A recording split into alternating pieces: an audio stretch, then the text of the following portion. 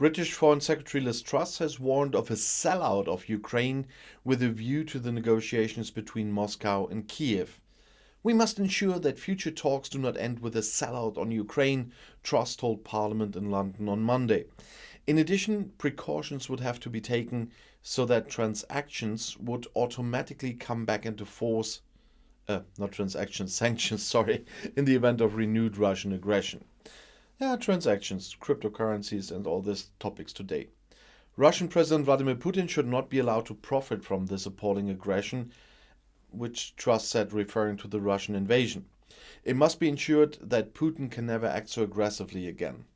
Representatives of Russia and Ukraine want to negotiate a ceasefire in Ukraine, and they're doing this while I'm filming this in Istanbul for the first time in almost 3 weeks. The talks are expected to last until today. According to Zelensky, the central issue includes security guarantees and neutrality, as well as Ukraine's status as a nuclear weapon-free state.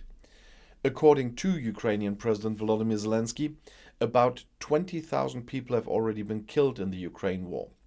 According to the United Nations, almost 3.9 million people have fled Ukraine. Another 6.5 million people are fleeing within the country. In view of possible Russian war crimes in Ukraine, a British expert is to advise the judiciary in Kyiv. The British government has appointed former International Criminal Court Judge Howard Morrison. Britain is committed to ensuring that the atrocities we witness every day in Ukraine are not forgotten and that those who give or follow illegal orders are found and held accountable, Attorney General Suella Braverman said in a statement on Monday, according to media. Morrison also worked at the International Criminal Tribunal for former Yugoslavia, including in the trial of Bosnian Serb leader Radovan Karadzic. Ukrainian Prosecutor General Irina Venediktova expressed her delight at this support.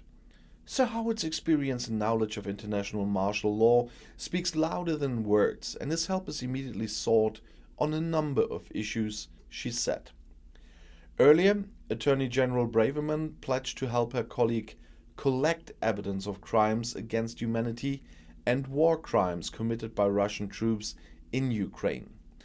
According to British sources, Russian air and missile forces continue to shell targets across Ukraine, including in densely populated areas. Russia continues to rely on so-called standoff ammunition, which is fired from Russian airspace so that its own aircraft are not exposed to Ukrainian air defenses, according to an update from the British Ministry of Defense. And they are citing intelligence information that was published on Sunday night.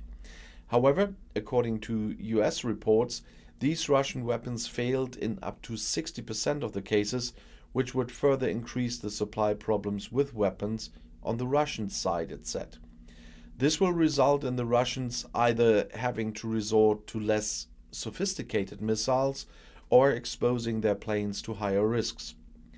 Even before the war began, London began sharing intelligence information with the public in an unusually open manner.